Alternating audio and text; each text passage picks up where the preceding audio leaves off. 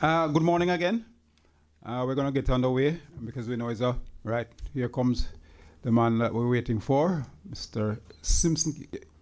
Up front, Simpson. We have your chair. Come on. We have your chair.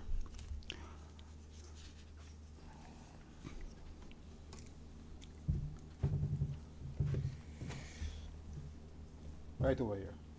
Right over here.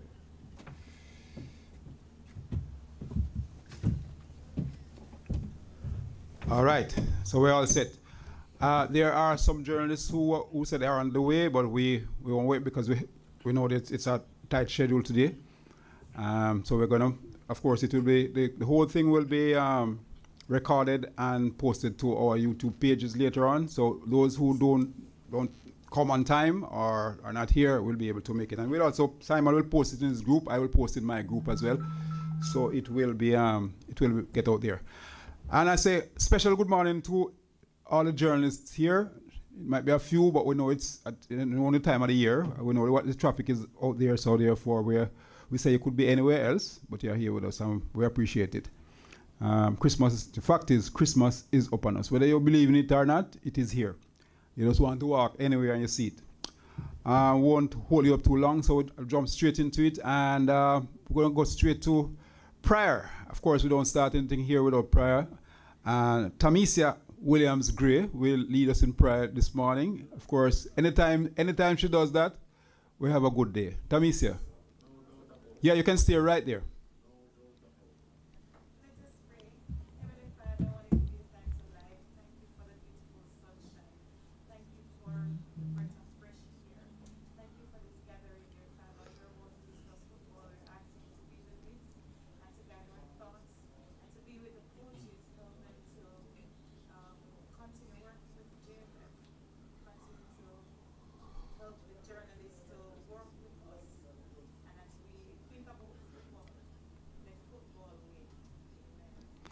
Thank you very much, ma'am.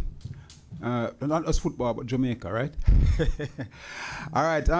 At the head table, we have some esteemed gentlemen. Of course, at the end, we have Simon Preston, Team Media Officer of the Reggae Boys. Beside him, Dennis Chong, El Senor Chong, General Secretary of the Jamaica Football Federation. Beside Mr. Chong, we have John Wall, Youth Development Officer. And he is also the assistant coach of the Reggae Boys. And beside him, right beside me here, is Mr. Roy Simpson, Team's General Manager. All right, so we're going to go straight into it. And yeah, last year was, no, this year. I'm talking in the past already. But this year, if you look at it, it was the most hectic year in international football for Jamaica. Overall, the most hectic year for football generally, whether it be men or women or whatever you want to, it was. A lot of stuff happened. So the General Secretary will look back at it and, you know, give us an idea as to how things went. Sir, your time. All right, thank you, Earl. Morning, everyone. It's up this year. Yeah, morning, everyone.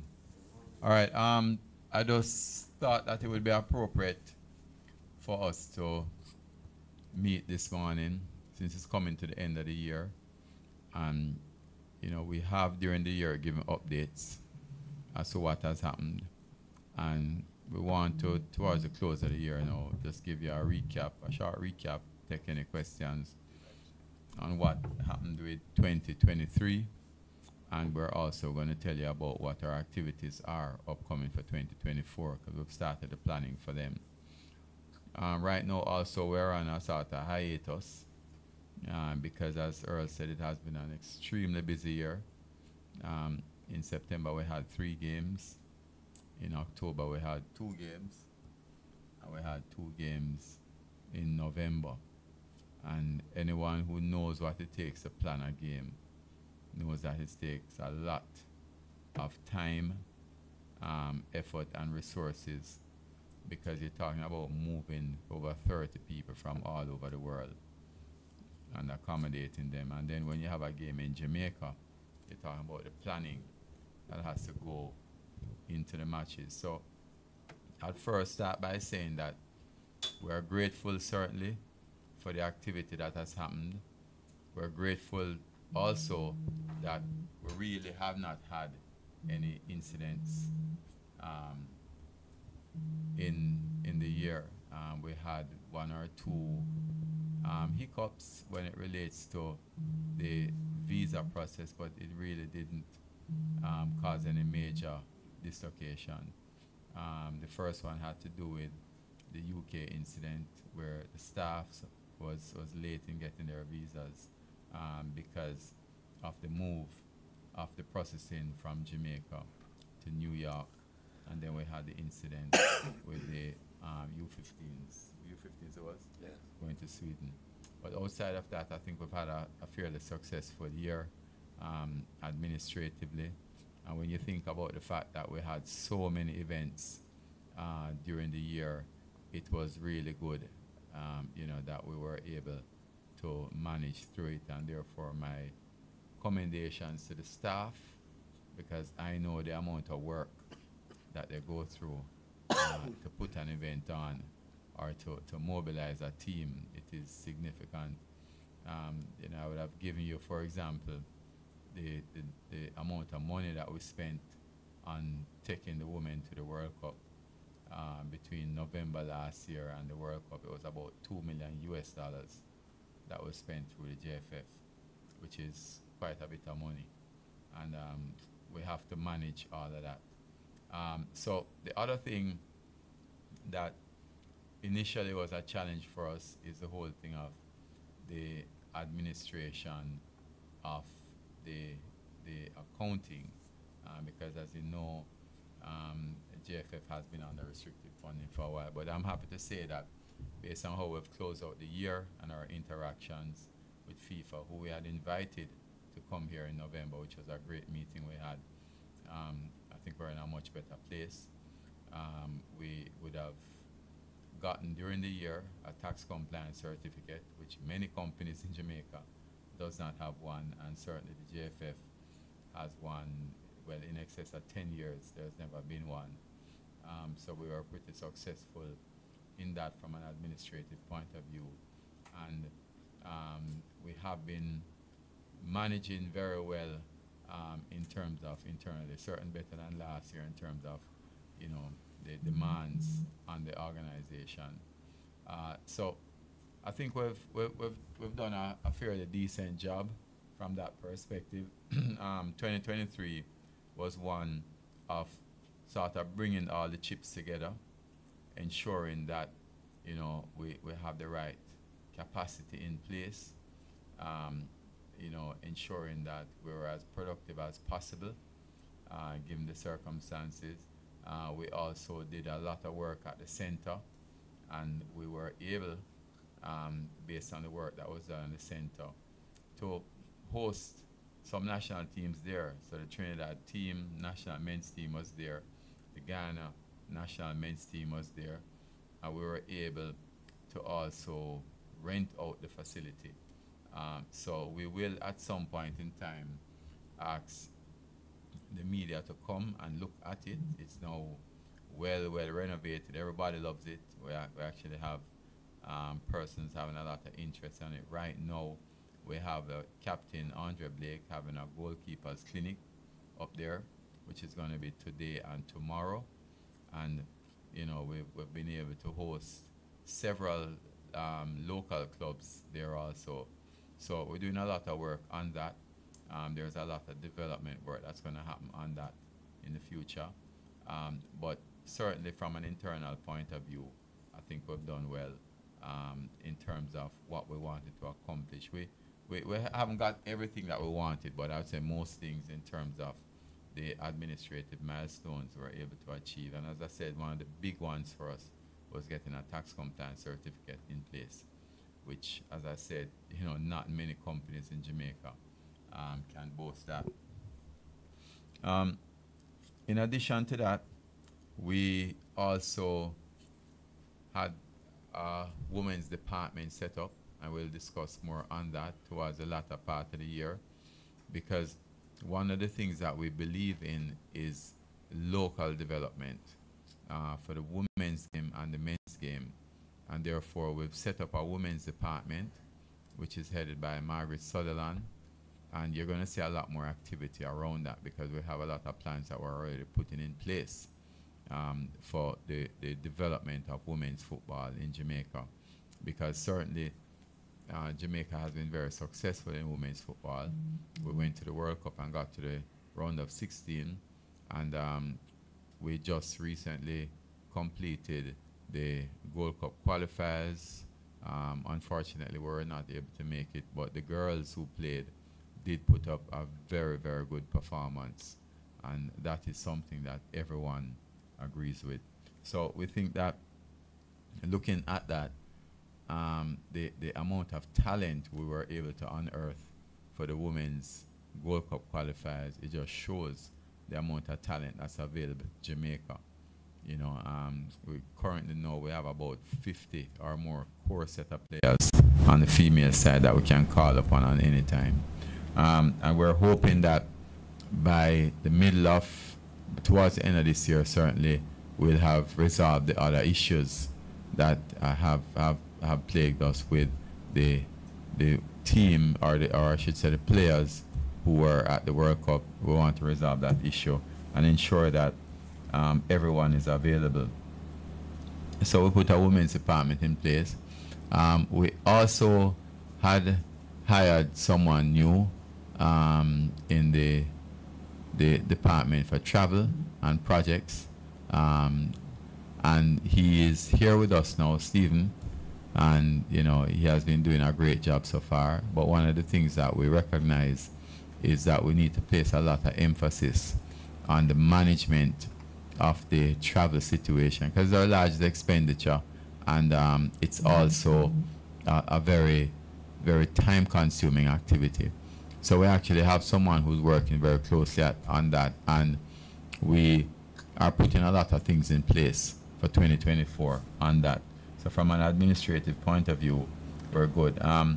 In terms of 2023, we had quite a number of successes in relation to the teams, and I'll ask Simon in a short while to address those things. But certainly, the under-17 tournament we're at for the boys was very good. We had the under-20 play also, the women, the under-14 women, the under-15 men, boys playing a tournament on the youth side.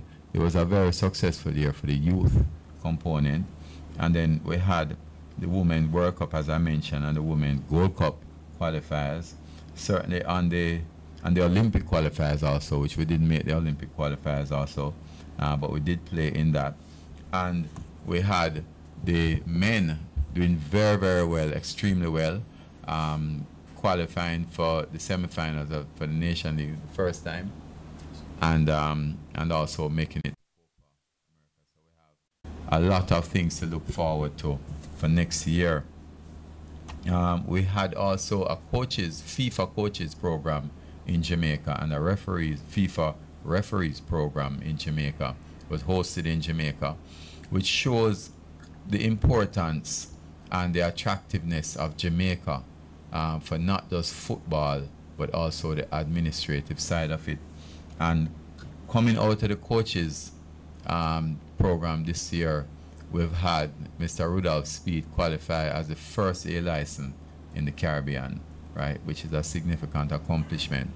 And this shows the emphasis that JFF has on development, because development is not just about letting people play football, but we have to put the infrastructure in place. So we're doing the work on the center and developing that into a much more attractive facility with a lot more functionality, because we're doing some work on the field also, which John can speak to.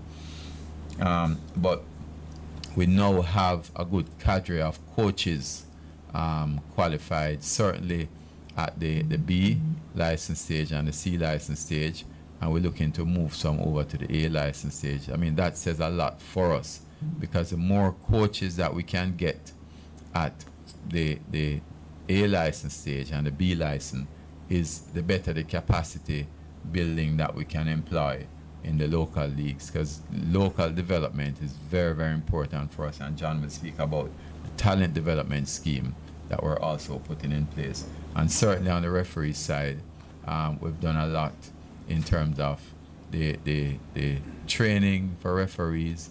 There's constant training that's going on. We just recently had a ceremony to induct 50 new referees into the program, and we've had some of our referees certainly go away and do some international games. So that is what we have coming up. I mean, of course, you know that towards the end of the year, a lot has been said around the whole election process, which is not really us, but we still have to manage that, and that's coming up in January 2014. So I'd ask Simon to speak to the accomplishments, some of the signal accomplishments we've had in 2023 on the football side, and what are some of the things we've achieved for the first time, historic achievements in 2023. Thank you very much, Mr. Chung. Good morning, everybody. Hope everybody is doing well. Just to touch briefly on those elements that Mr. Chung highlighted, we started the calendar year, I'll start with ladies first, started the calendar year ranked 44th in the world, now 37th, and that is our highest ever ranking for women. And we certainly hope to expand on that heading into the new year. And on the men's side of things, senior men, we started the calendar year 64th in the world, now ranked 55th. So both strides by national teams in this 12-month calendar. And the national teams that took the field this calendar year, strides have been made and improvements compared to previous participations in tournaments. We can start with our boys, first time getting,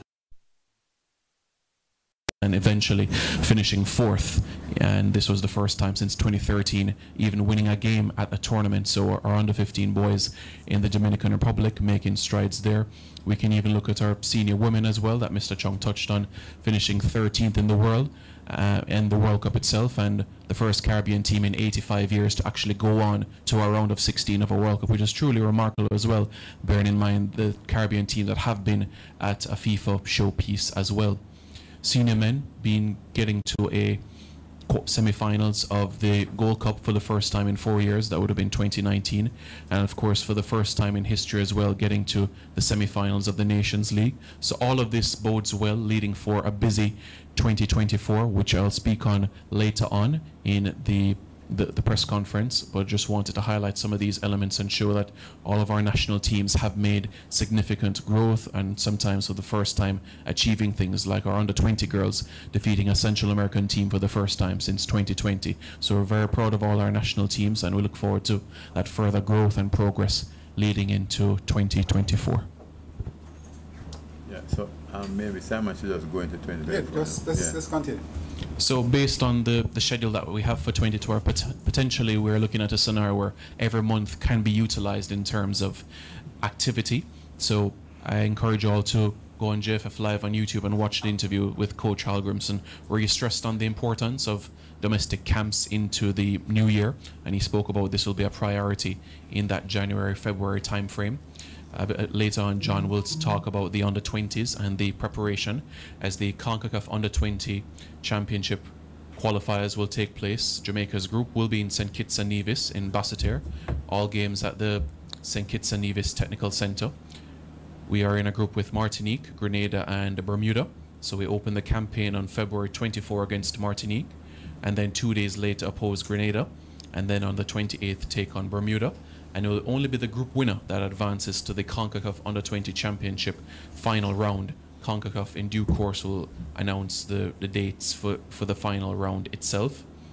March, that's when the senior men will be back in action. The CONCACAF Nations League finals in Arlington, Texas, Dallas to be specific. March 21, we take on the United States in the semifinals.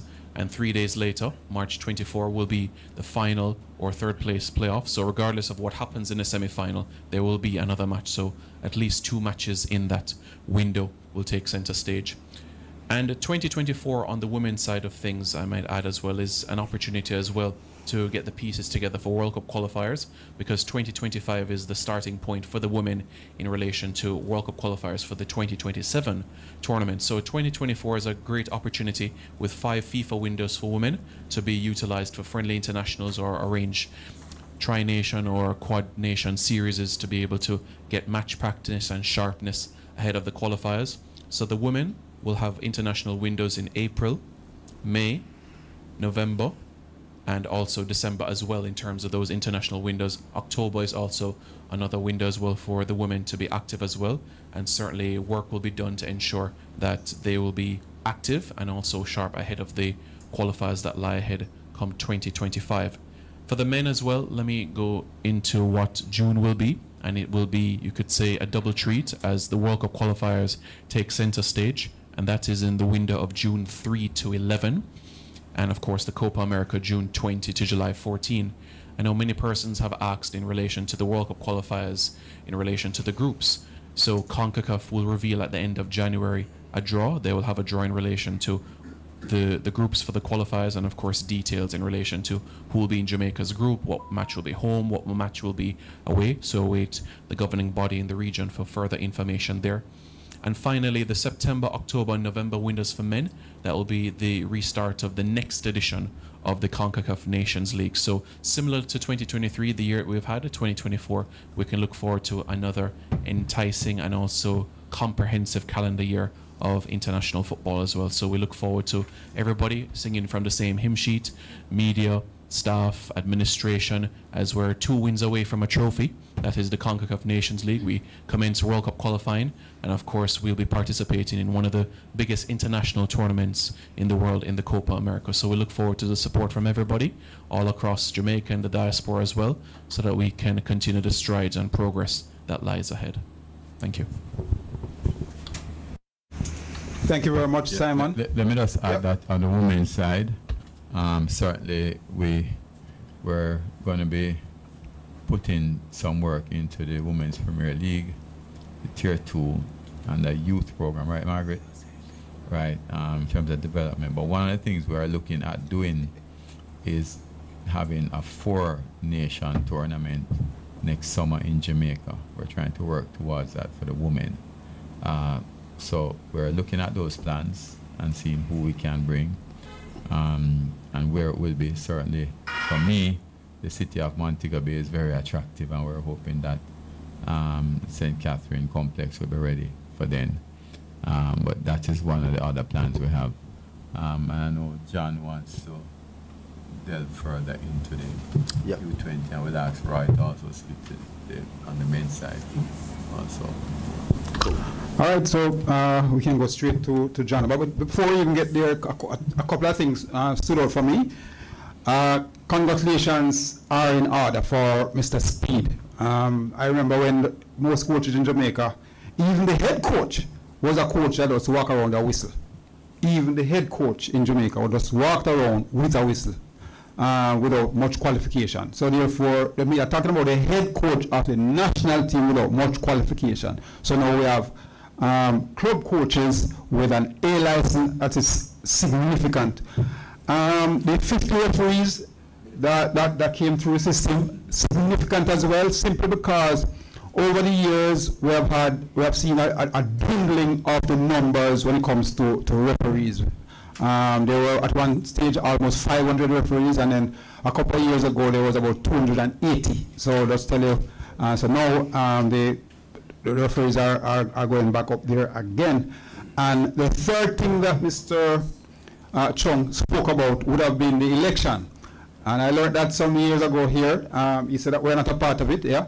I was told that you're like a civil servant. You just be here, see what's going on. If you're asked to do something, you do it, but you don't get involved, because whoever wins, you have to turn up and work. That's the Monday morning next after. I mean, when everybody gone at the weekend, you have to turn up on Monday morning, whether it be X or Y, you have to be there.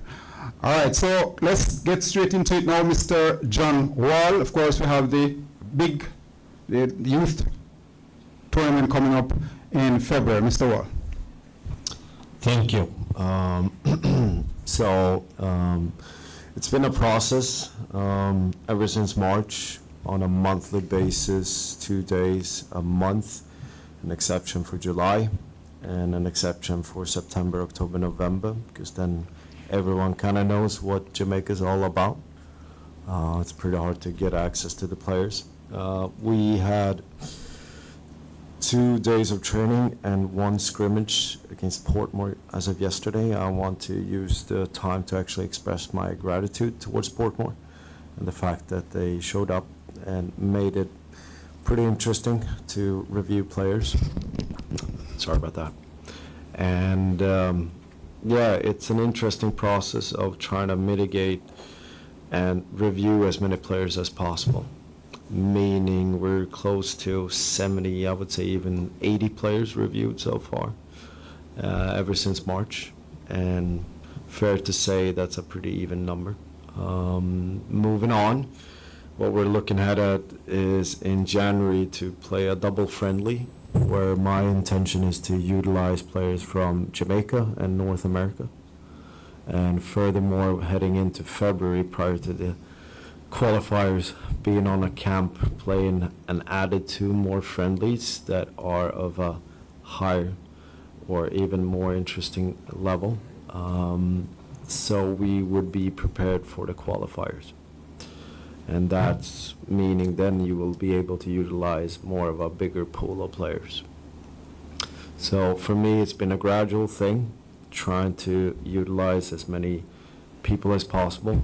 And the fact that, speaking of that, is that we have assessed, we have reviewed, we have scouted, and actually done the due diligence prior to all of this. And I think, but yet again, I would need to stress, I am human, meaning eventually on the selection day, there will be 1 or 2 players that might have been there, and that's fine. But what I'm interested in is the long haul, how these players can become first-team players for Jamaica. All right, so over the next couple of days, is there a camp, or is there anything happening with them on the 20s now? We're just in camp. Okay, all right.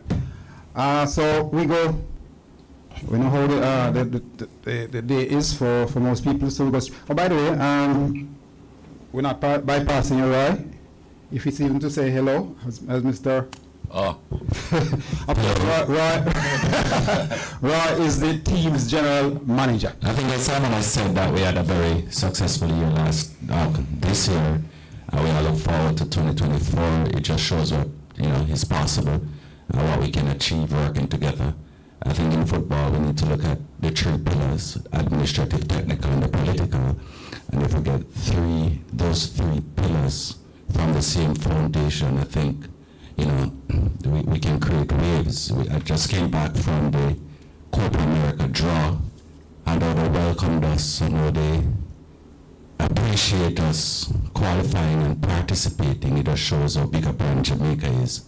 We know how the football is, but for 2024, and as we look forward to United 2026, and the opportunity that we have to qualify for that World Cup, is just how, as a federation, as a country, and as we play football for the people, is how we get everybody on the same platform, that we can all achieve our unified goals.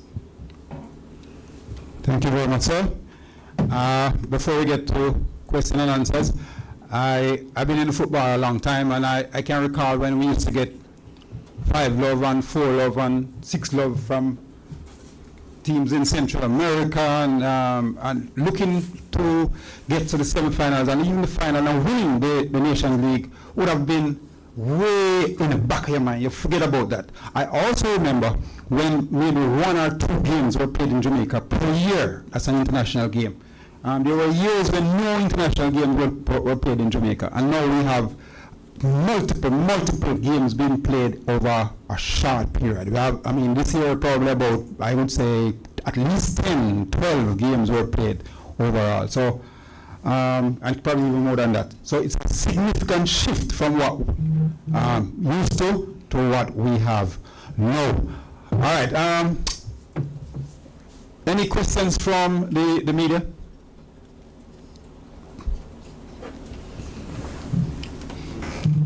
Who is that? Oh, my good friend Roger, IFM. Yeah, good morning. Roger Haswell here from IFM. I have a question for Mr. Chairman and Mr. Ward. Hold on, Roger. We're going to give you a mic because we're going to post this on YouTube so people can actually listen to the quality of the question and the quality of the answer, right? Yes, good morning again. I have two questions, one for Mr. Chung and one for Mr. Wall.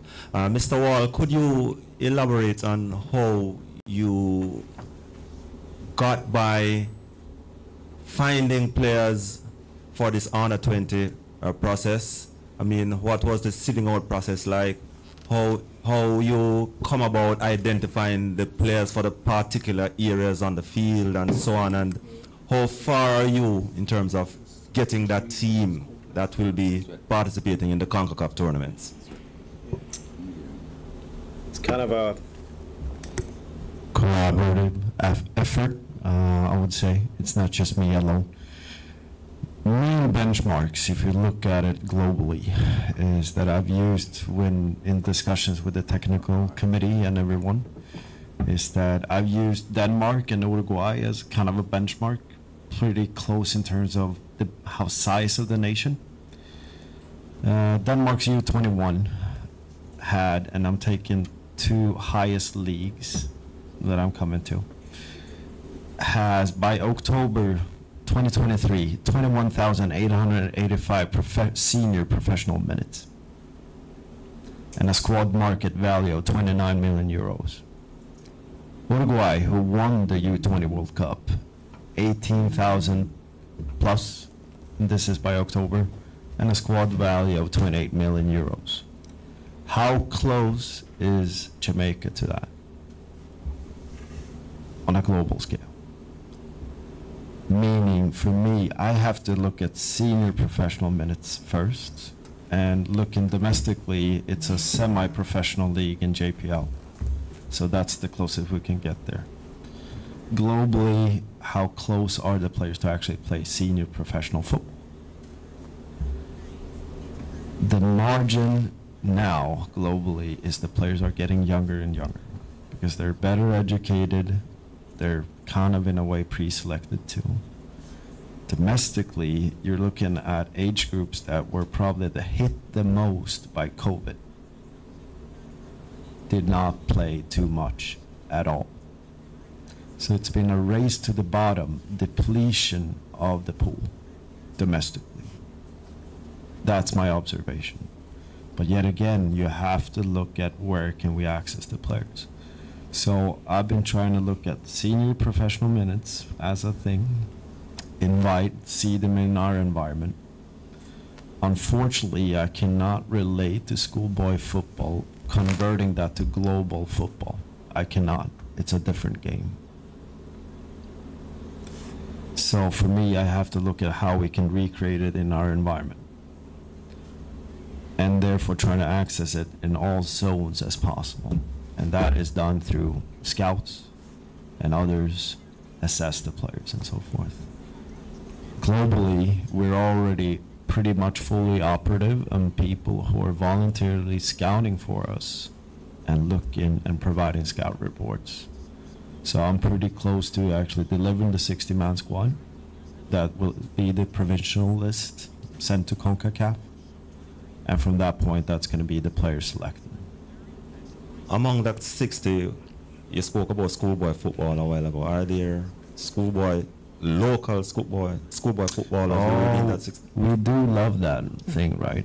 Because we love to blow their own trumpet. Yes, there will be some players, but there are more anomalies coming directly from schoolboy football. I'm sorry to say that. Anomalies, you can elaborate? An anomaly is a player that potentially go from schoolboy football and directly into the international game. That's an anomaly. That's not your standard. Sorry to say, but that's how far it's gone. You're looking at players who are training very short amount of time and have very few competitive months on the global scale. I'm just delivering facts. Sorry. It's not an opinion. Sorry. Thank you. Mr. Chung, of course, I mean, everybody have their opinions in regards to the Reggae Girls and the JFF, and we know that you had a meeting last week. prior to the meeting, there were some players coming out to the media again, having an issue, and we all know that go. What I would like to ask you, can you, elaborate on how that meeting went with the players and the fifth pro representatives, and what's the way forward now in terms of are everybody on the same page now, and what can you tell us about that? Yeah, well, we had a meeting on last Friday to discuss primarily the issue of payment, because there was a statement made that no payments had still been made some persons, which we didn't support that, and we know that we had sent off all the payments to all the players, and we sent the details to them on Monday, but we haven't heard back anything yet in terms of that, and we haven't gotten any names as to who is it that would not have received it. We're not saying that people might not have received it. What we are saying is that we know that we've sent it off, and it left our bank account, and we left our bank to the correspondent bank or the receiving bank. So if there's an issue with the bank who has received it and what has gone into the account, then we can assist with that in terms of providing the reference numbers for them to check back. But we haven't received any such requests yet from them, so we'll await that. In terms of going forward, we were asked to have another meeting, which we're waiting on them to get back to us. We are willing to meet at any time, certainly this week.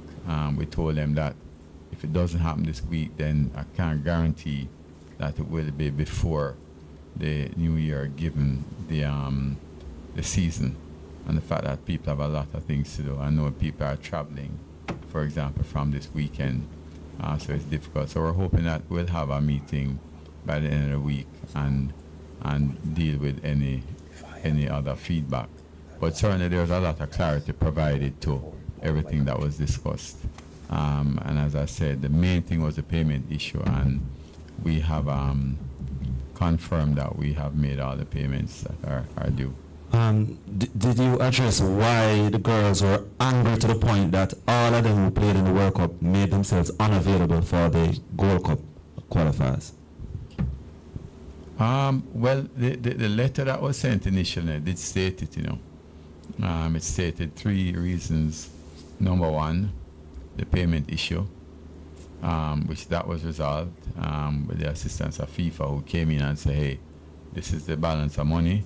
Number 2 was that the letter indicated that they wanted to be available. They wanted to have the name of the staffing, the technical staff, and also that they wanted to speak about travel. In terms of travel, all of that is done according to contract, and we have not gone below the contract. And in terms of the staffing, what the response was, that we can't see the reason for having to issue names before, but we had indicated that all the staffing would be available. Yeah, but in terms of them being angry to the point of not representing the country at this point, have you guys dug deep and looked into that? We haven't got any feedback on that. We haven't got any feedback on that.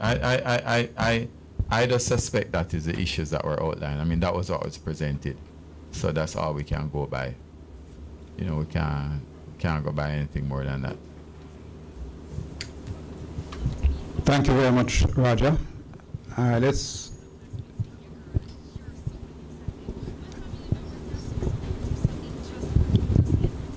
All right, sir. Introduce yourself and your media house. Sure. Morning. O'Haley Blake, Dre Anyweather Sports, based in South Florida, Palm Beach. I have a question, just one each, for the gentlemen. I'll begin with Coach Wall. Coach Wall, you've outlined a very detailed process of recruitment. You've spoken about some stark realities in terms of your benchmarking. However, my Part A, Part B question is, 1, we seem to have fallen into the same deja vu as the last under-20, where you had a game scheduled for the players who may be eligible based in the United Kingdom and Europe, and that fell through. I didn't hear in your plans, we were told that that game would be possibly in the January window when you had it rescheduled. I didn't hear that in your plans. If you could tell us about that, that's one. And secondly, we spoke about the scouting, etc., of local domestic players and those in North America who would be part of your friendly. I want to ask specifically the 4 that I know of eligible, pardon me, players who 2 would be in the Premier League 4 squads, and the 2 that are starters in the Championship. Have any direct contact been made with them? Have they accepted or rejected Jamaica's offers? All right, we start with the Madrid camp we're supposed to be. I'm actually proud that we, as JFF and me mainly, that we pulled out of that, mainly because of following reasons. 1, there was a spike of the flu in Madrid. And you know what the flu is? Another word for that? COVID. Meaning, there was depletion of squads, the opponents that we were supposed to play. Number 2, we were not given the actual place where we're supposed to be at the La Liga complex in Madrid.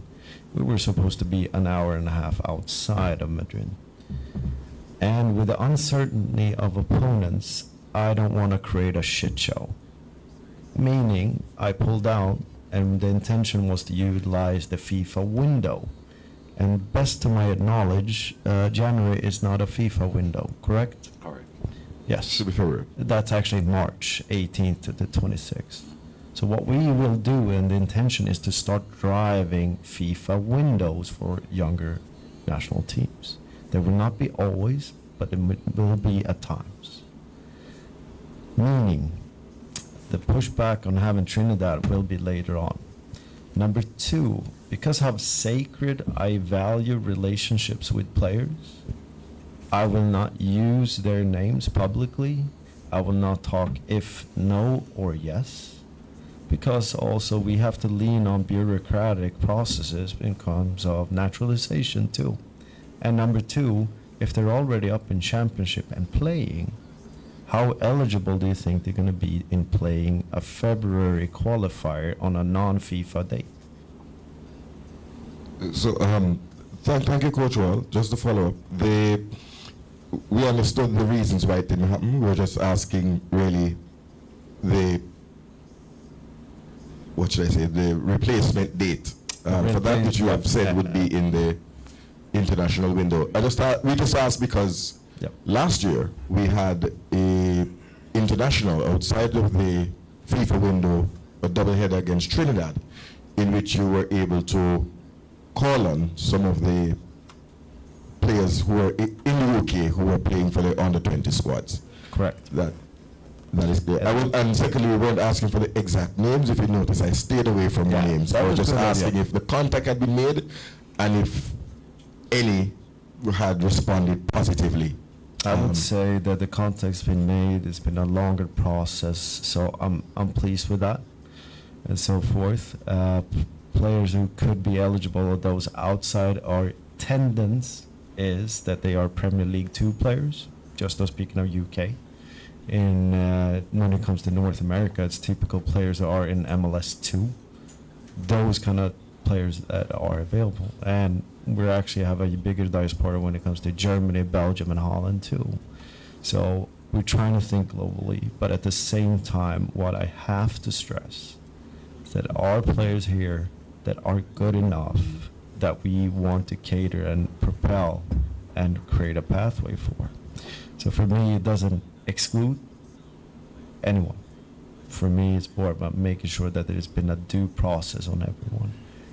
The replacement, when I'm talking about January, that is double friendly, what we're looking for, based to be decided the exact week, to be fair. And February, the lead up to the tournament has to be utilized as the camp too. So I'm pleased with that and those kind of circumstances and those preconditions. I am. And quickly for the General Secretary, those are two topics. The first would be the women's team. Can you explain to the public the exact way in which, what exactly occurred that would have led to the overpayment of a number of players from the women's football team, that being in the light of your very detailed explanation about the use of spreadsheets and calculations? How did that overpayment occur, and what will be done to remedy, or what remedy will be done with that overpayment? That's the first question. You sound like you want us to ask back for the money. I'm asking you what the remedy is in the public service. There was an error in one of the formulas that caused it, and it was picked up.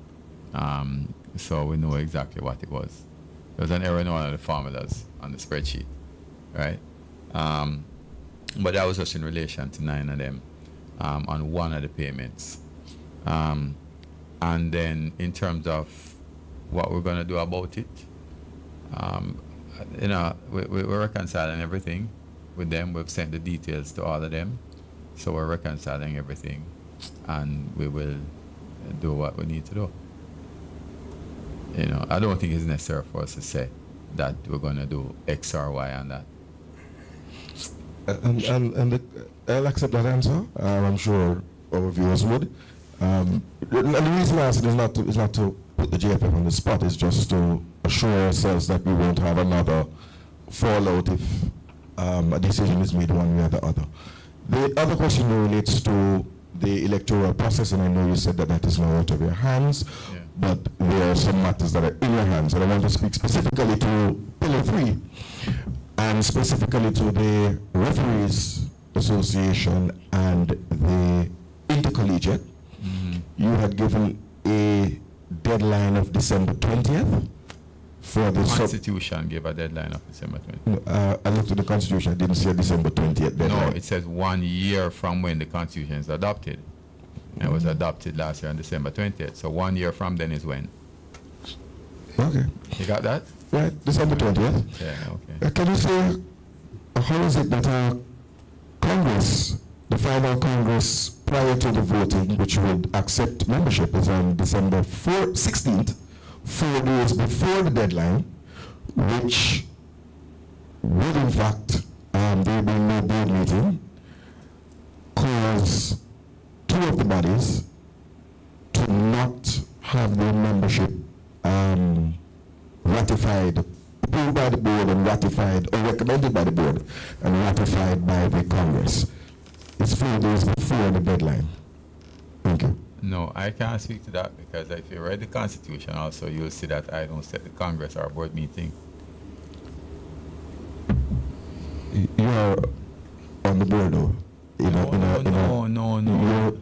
Sorry, in your executive capacity? Yes, I'm an invitee to the board. So yes. I'm invited to the board as an executive, but I'm not on the board. So if you read the Constitution, you read the Constitution? Yes, I have. What does it say about the setting of meetings? It's the responsibility of the board, the president of the board. Okay, right. okay. And I'm asking, the president does receive legal advice, though. But I'm asking if he or she breaches the Constitution. Yeah, but I'm not a lawyer. Is a question, Mr. Chairman, not arguing, whose responsibilities is to advise the president and the board if they are making a decision in terms of setting a date that would be in breach of the Constitution? I'll be very quick, because I have one question for Mr. President. If they're in breach of the Constitution? Yes, if the decision that they're taking would lead to a breach of the Constitution. All right, so that is the responsibility of, number one, anyone who they ask as a lawyer, right? I would give advice on the Constitution and the Electoral Committee also. Right, but the setting of it is not anything outside of the responsibility of the board. So I don't understand the question, and I'm trying to understand how a setting of Congress is in breach of the Constitution. What is the Constitution requirement you talk about that's breached? No, I said the date that was set Yes. was prior to the 20th, which would mean that bodies that did not, whose submission, Yeah. So I'm or trying application, to find out, so I'm trying to find out. And I'm a little short with this because I think that some of the questions are not well thought out, right? So I'm trying to ask, what is a breach in that? that 4 days prior to the deadline set in the Yeah, so Constitution. what is a breach? I'll move on, because I want to ask a question, I don't want to engage in an No, man, argument. I am asking you a question. No, what is a breach? Well, I'm not able to answer. I'm not So taking how the you ask me a breach, I'm question, asking. so how you ask me a question and you can't answer it? No. What we want the next question. The deflection noted. Mr. Preston, you outlined the achievements of the various teams in the 2023, and I acknowledge them and want to certainly congratulate the coaching staff, the technical committee, general team manager, Mr. Simpson, who we beat a lot, but you certainly there's been improvements that we have seen, and we must acknowledge where it is concerned, and certainly improvements in travel arrangements, etc. However, I think it would be remiss if we didn't understand some of the failures that we've had, including the under-17, the non-qualification of the under-17 team, and what differently will be put in place to ensure that we don't have a recurrence of that. And we all saw what happened at the Gold Cup Women's, I won't rehash that. But the under-17 certainly, what different will be put in place. And if I just highlight, for example, the timely naturalization of players who are identified. That question wouldn't be for Simon, though. Oh, it's because it's reported. Yeah, reported, but in terms of answering, that wouldn't be for Simon. You want to take it, John, or?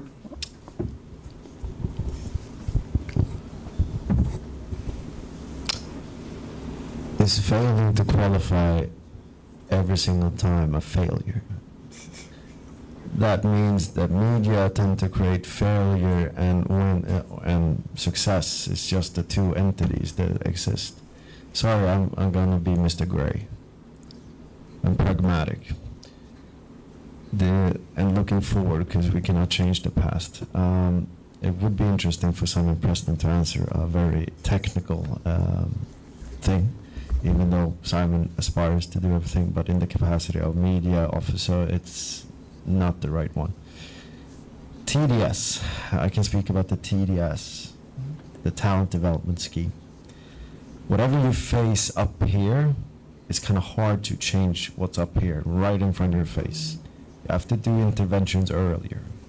And what we want to create with the Talent Development Scheme is to actually start to hire more staff on a more full capacity, to have tournaments that lead up to the actual qualifiers, not the tournament alone, to actually globally prepare players what's out there. And I'm talking about girls and boys. The main target age groups for the TDS is 14 to 70. Those interventions will happen there. We're going to outline them. For us, it's about preparing it more on other bigger things. Take things on our shoulder. Educate players, educate staff, about the referees, the coaches. Everything is connected. We cannot single out a single thing, then we're missing the whole point. It's not a single thing that's going to matter. It's the whole thing that matters. Meaning, I would say, I'm going to add political, I'm going to add another pillar, which is finance. Finance. We're talking about the pillars of the JFF. I'm going to add the fourth one, which is finance. Yeah. So all those things have to collaborate. Otherwise, you're not going to get the full thing. And I would love everyone is going to be here in the room when Jamaica can win the World Cup 2034. What are you doing today to prepare us for that? No, you can hold that. Think about it for a while. It's more for you to look yourself in the mirror in the night. Secondly, me, I'm asking myself, what am I doing every day to make that happen? For girls and the boys that will be part of that for the future. That's a simple thing, but so hard. It's a big question. Thank you. Thank you. All right. Yeah. Yeah, go ahead, man. Garfield Jones, TVJ Sports. Quick question for Coach Wall. Have you identified any talent in the just concluded schoolboy football season that you can help to develop to be a part of the under-20 team? You can were a little bit late when I was on a rant, but I can repeat the rant if you want to say. Sure. Here, okay. Globally, Denmark, pretty similar size country, U21s, 21,885 senior professional minutes. Squad value of 29 million euros. U21s, that's October. How do you convert schoolboy football to a global game? You don't really. You have to bring up a magic wand sometimes. It's not really in the context of the global game. That's the hard thing. Yes, there will be some players, but I'm not going to mention them by names. But senior professional minutes is a starting point. JPL is a semi-professional league to the point right now, but I would love it to become a full professional league.